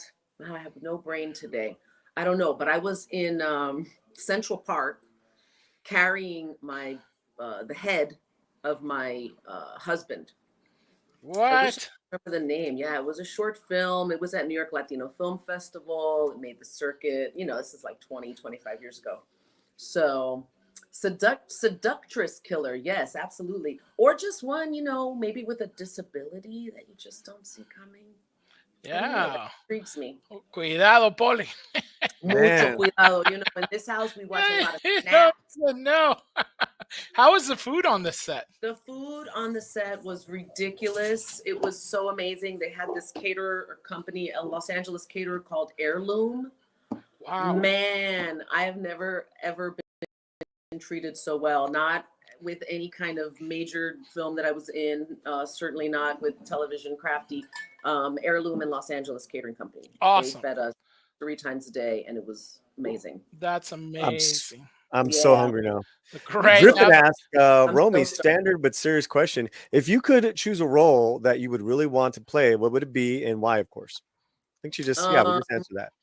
Yep, that was one. That's one. I mean, I think you wanted to be like maybe like a drug lord. I think you were talking about kind that. of a queen pin. Queen pin, maybe. Queen pin. Nice. Definitely. But something where I execute people. Oh, it's not looking too well, man. Oh my God. She said it here, guys. She said it here.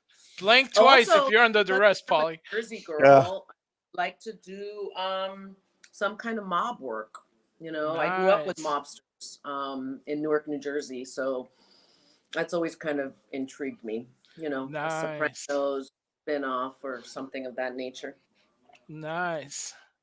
So Solomon Thornton says, "Hey Romy, what is the best way a director can communicate with an actor? He's an inspired director and writer." Awesome. Okay. Very important. Directors should also take acting classes. And I'll tell you why.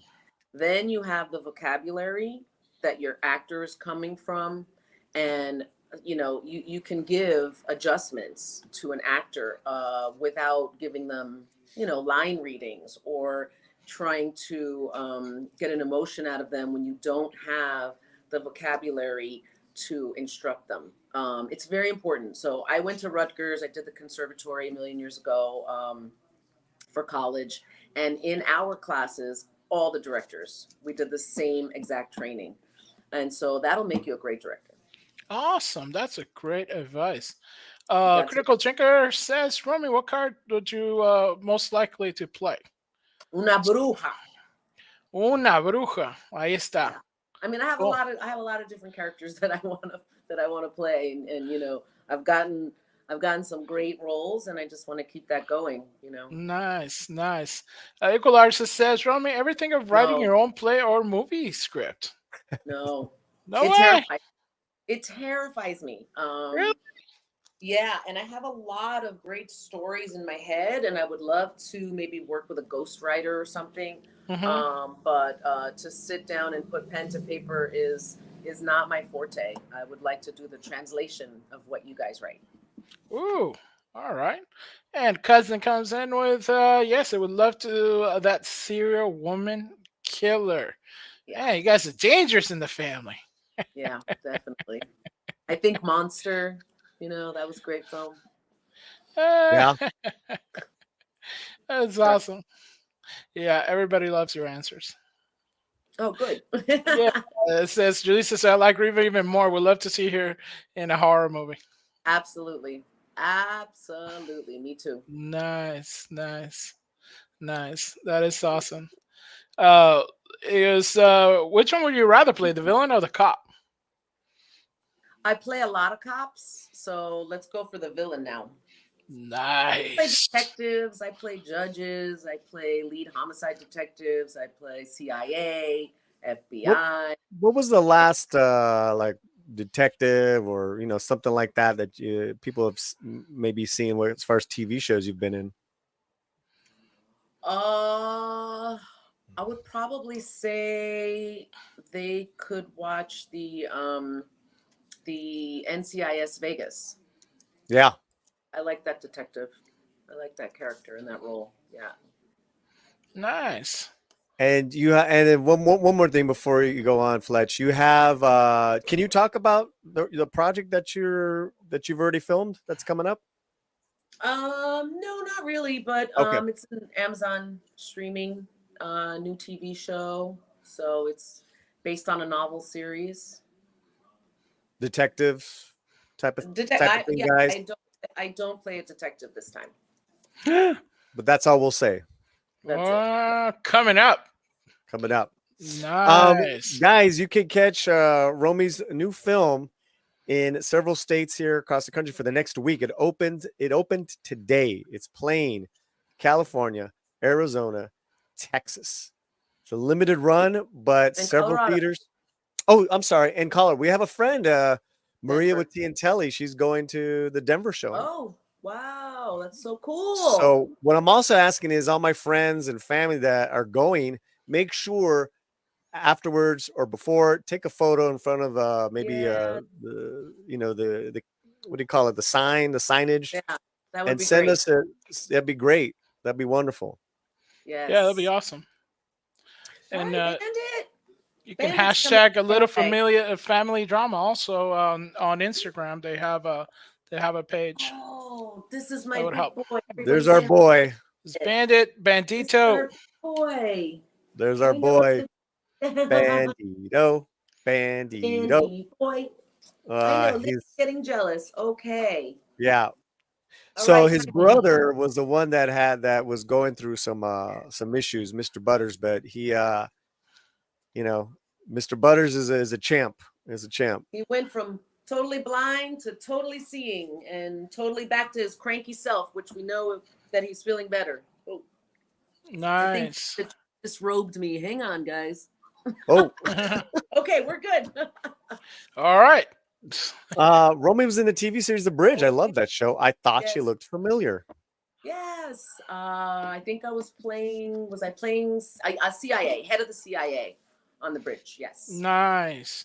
Do your CIA like badge thing where they go like they put their badge out. It's like FBI or CIA. No. Oh. Nice. Well done. Well done. Sir. Anything?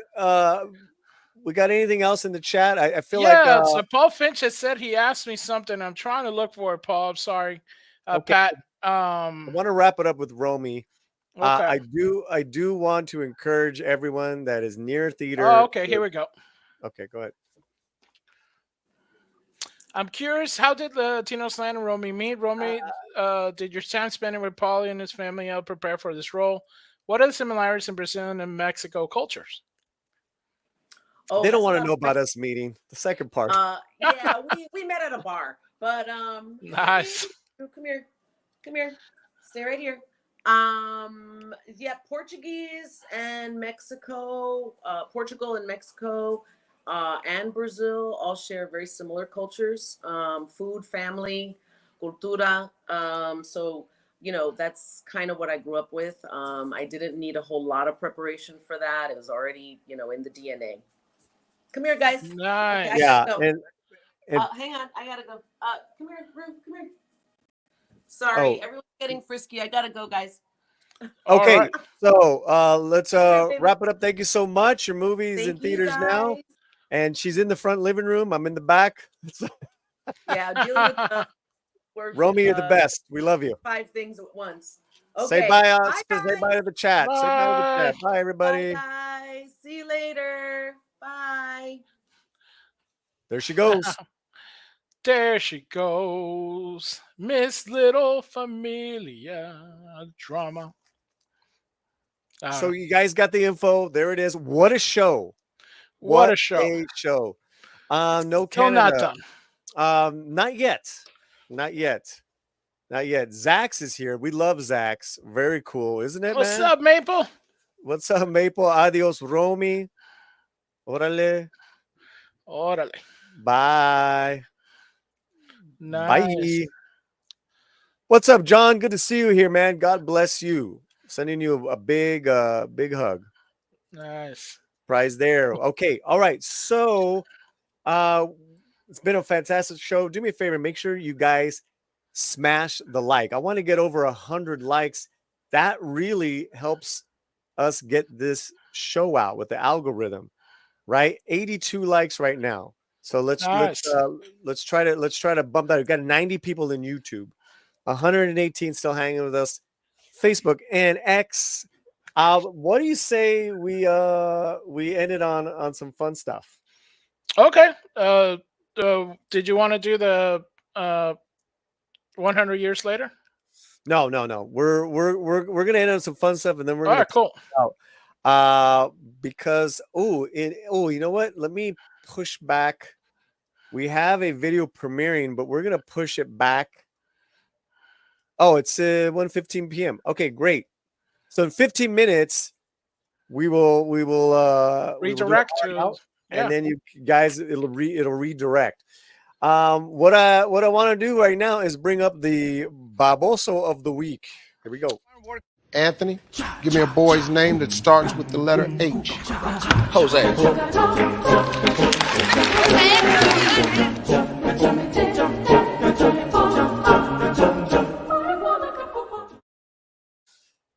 Nice. All right, my brother. We have the classic, I guess, teaching the gringa bad words, and so she kind of doesn't deserve the babosa, but we're gonna give it to her this week, Fletcher. What do you say? You ready? Ready. It's cute. Punching it. All right, here we go. Here we go, guys. Sorry about that intro. And I think this is the unedited. Okay, you know what? Let's give me a second. Why don't you vamp? Yeah. Check it out. I don't know if you guys know. So there's a rumor that Lucasfilm was developing a Young Indiana Jones movie. And I thought that was interesting because I actually love the Young Indiana Jones. And I'm interested to see what you guys think on it, because I actually thought that would be a good idea for the whole thing, to kind of bring it back to the beginning. If they're going to do something with the Indiana Jones, as you guys know, the Indiana Jones video game is coming out. So I think that would be a good move for Disney if they do a good job of Young Indiana Jones, because that's a whole lot of untapped story, and that would be with new people, new blood, and hopefully that would get it out of the rut that it's in on Lucasfilm. But yeah, I don't know if the game is for PS5, Solomon. I do think it is, because it's gonna probably be in all consoles. I did see it on computer, so it'd be interesting to see. The game looks amazing. So, but let's check this out. So, let's see. What does this homegirl say? Well, she said, no, senor. Not today, girl. All right. Here we go. We're ready. Here we go. Vamos. All right. I'm at work today, and I'm like so excited because everyone has a nickname there, and I didn't have one. And now, I got a nickname at work today, and I'm so excited because everyone has a nickname there, and I didn't have one. And now I finally feel like I fit in. So my nickname is Pendeja, which apparently means beautiful in Spanish. And they're like, hola Pendeja, come here Pendeja. It's messed up. That's messed up. Wait till she learns. What is wrong with people? Sometimes it just happens. That's me. You know what? That's brown on white crime. That's brown on white crime. Yes. It's so cool. I'm so happy happy to have such a loving environment at work. They're so cool. God. Wow. Wow. Wow.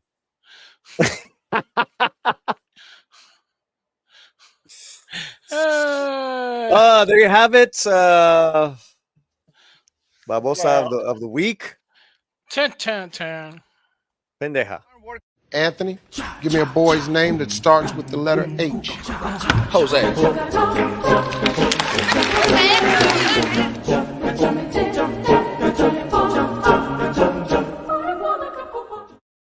Been a while since we played that video. It's been a while. Yeah, been a minute.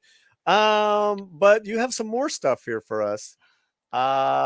What's going on? I mean, this person might be the Babosa of the week. That's what I thought you were gonna play. But all right, you know what? Threw me off on that one. We got 2 winners. Here we go.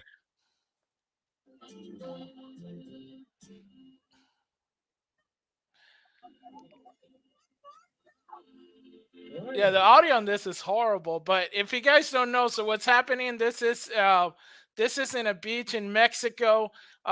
It's this beach is highly known for having bands play, bandas and stuff like that. And this is a lady who's obviously not from Mexico, and if you hear her accent, and she's complaining about the noise and the banda music because she wants it to stop because she's not enjoying the beach in Mexico.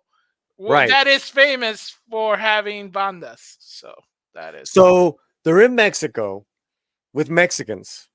In Mexico and Mexican with a right. Mexican You kind of get that when you're in Mexico. There's Mexicans, and they do things differently. So they'll have this band on the beach, serenading. They get paid, right? That's how they make their money. They got to make some money.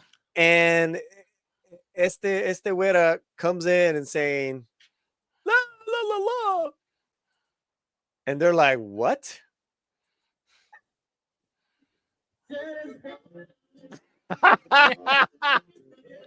Yeah, so they kind of play her out.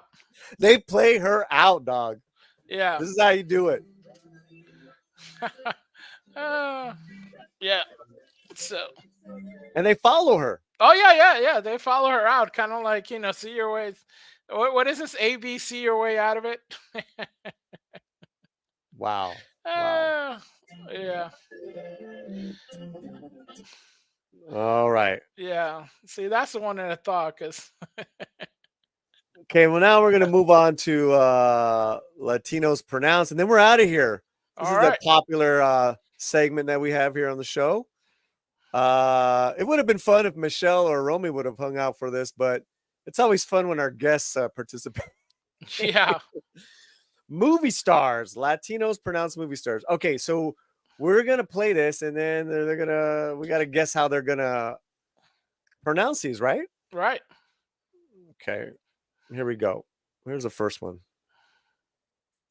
Latinos pronounce hard actor name. All right, Jaimin Hunsu. That's not an easy. That is a very hard name. Yeah. So, how do you think, guys? This Dominican Latino is gonna say this name. Yeah, this one's gonna be an interesting one.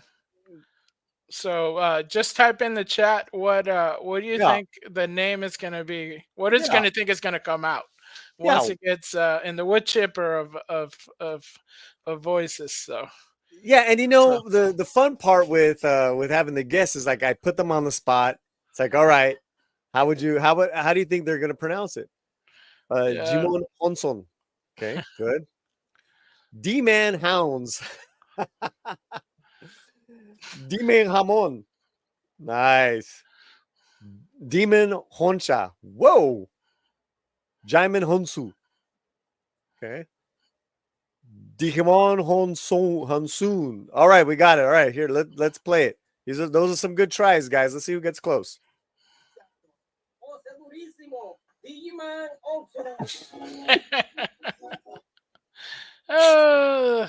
At least he did Digimon properly. So obviously maybe he played Digimon as a kid. So there There you go. I saw that. You behave. You behave, Mr. Butters. Mr. Butters getting crunk with the other dog. Yeah. Digimon Hansu. Wow. Yeah. We gotta get that Digimon, man. Wow. Digimon. Shellback, who's back to being a member. We love you, brother. Di Lee Moon Yoon Soo. Yeah, now he's sounding Korean. Hey, you never know, man. You never Right? know. It's like a new soap opera starting. But there you have it. Jaimin is now an anime character. There you go, Vinny. Nice. There you go. There's Funny. your anime. Oh, listen, I got a hard time. I don't know how to say that last name. LeBois. Some people say LaBouffe, some people say LaBuff, I mean, how is it? How is this guy gonna say it? That's the ticket. So type in the chat, guys. How is he gonna say Shia LaBeouf? Here we go. Let's see what they're gonna say. So Monkey Jiva says LaBouffe. LaBouffe. LaBouffe. Okay. She LaBouffe. We got Loof Boof. Nice. All right, here we go. Let's do it. There you go. Chia. LaBouffe. Chia LaBouffe. What is the T-shirt there? Tetas? Oh, that's not right. That's not right. That's not right. Wow. All right. Did anyone get that? No, nobody's gonna get that. You got close. Yeah. You got close there. Chia LaBouffe. Okay, now this one's really tough. This is Chiwetel Ejiofor. Chiwetel Ejiofor. Again, these are very hard names, period. Then you're asking, what? There's nothing wrong with that, though. I'm just saying. Oh, it was one of those things where he was wearing stuff like that, so the paparazzi would not take pictures, So he would wear like on PC shirts, I think. Yeah. Right. How is he gonna say it? Okay. So it said Chewy Ethwal. Chewy Etwall. Watch Red Belt. Yeah, he's great. There's a movie called Red Belt. He's the lead actor. Really good. Critical. Shea. No, it's still, you missed it. Here you go. Shea butter. Shea butter. Yeah. Shea butter. All right. So there goes. See Latel Geoprism. And you got E4. Yeah, then you got Shellback back on a Shia. Spread the seeds and watch them grow. That's it. Chia. Chia. Yeah. All right, here we go.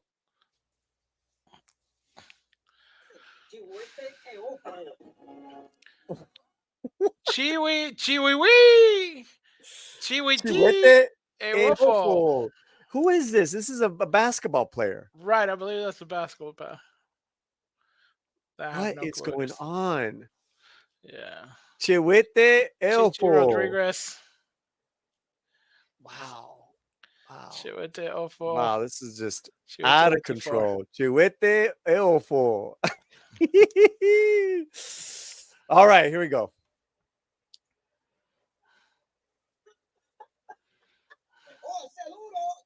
Ooh, Jake Gyllenhaal. Oh man! I mean, listen. I mean, at this point, it's a household name. It should be. Is it? Yeah, Jake Gyllenhaal. He's a big star. You got Roadhouse. You got this. You got that. I don't know what. Better than. I mean, more so than more common than Chiwetel, but it doesn't matter. How would you pronounce Jake Gyllenhaal in the chat? Let me know right now. Jake Gyllenhaal. How is Homeboy going to say Jake Gyllenhaal?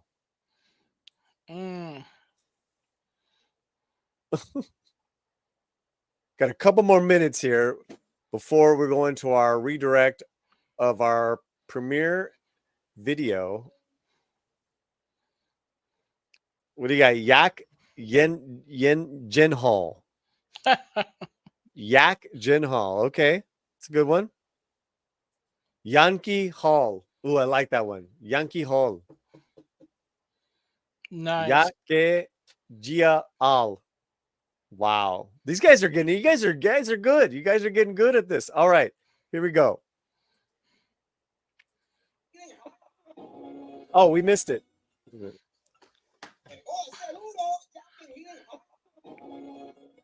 Jacket. Gilina. No, Giliha. Yake. Yeah. You're pretty close, Julissa. Yeah, very close. Wow. Yeah. That's a very disturbing photo. Is that Jake Gyllenhaal? I don't think so. Yeah. Yeah. Wow. Wow. So Kylie Hall. That's disturbing. That's disturbing.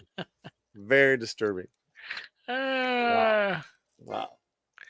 Wow. Who is this? Who Who is that? You know what? I think it's Kawansi Valles. Okay, but that's just I can't. To the chat, I don't want to do that to you, man. That is just crazy. You know what I mean? That's funny. Yeah. That's just crazy. That's Premiere video is going to be happening in minutes right now. We're almost done here. Let's go on and we'll make that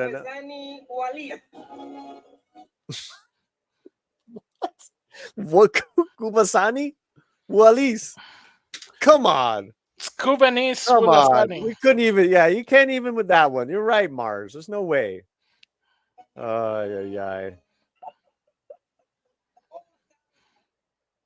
Okay, he's gonna get the first one, the first part of this. He's gonna get the first part of this. Oh yeah, that's if he doesn't, that would be surprising. Yeah.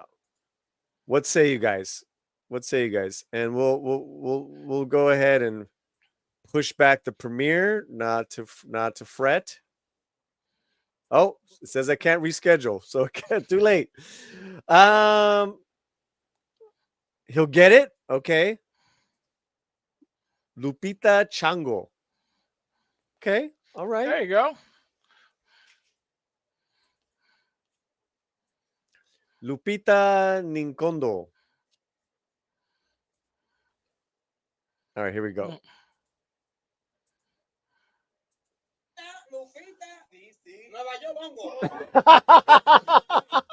Yeah. Yeah, I'm surprised he didn't go that one with Lupita Mofongo. But he paused. Yeah. After he said, because he said Lupita with ease. Right. And then he pauses. He's like, oh my God. Hey,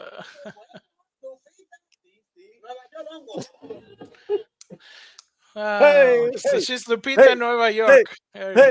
Hey.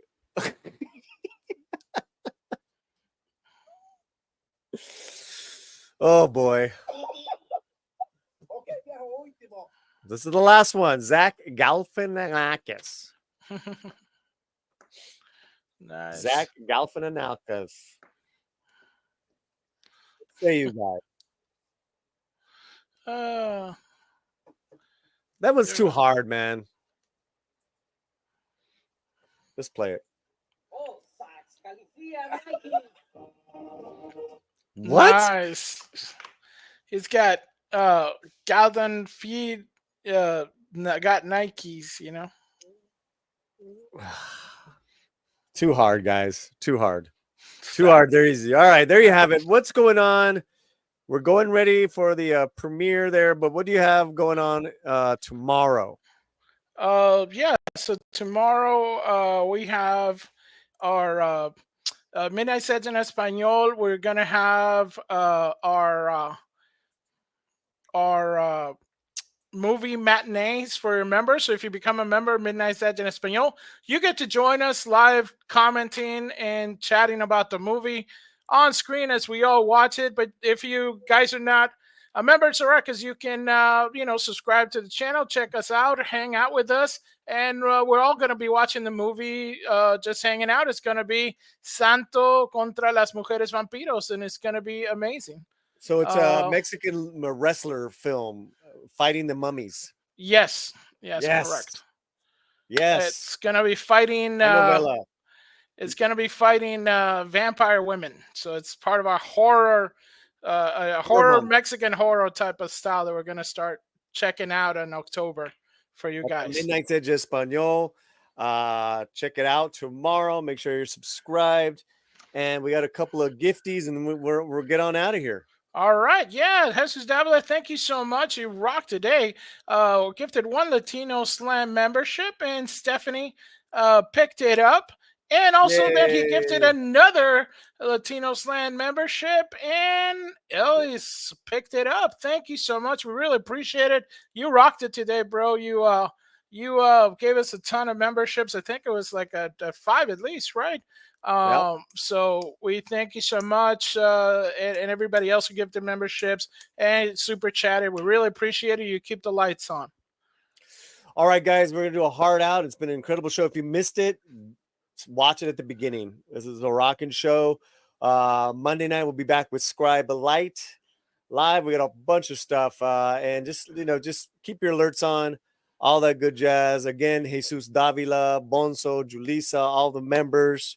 I cannot. John, much love to John Shellback. Good to have you back here, brother. And we have a video premiering right now. Yes, it's the same clothes that I have on. I shot it earlier today. It is an interesting subject matter, and I want your thoughts. I want your comments. What else, Fletcher? Let's get on out of here. Let's go check it out. Stay within stream. I'll redirect right now. Adios. Adios.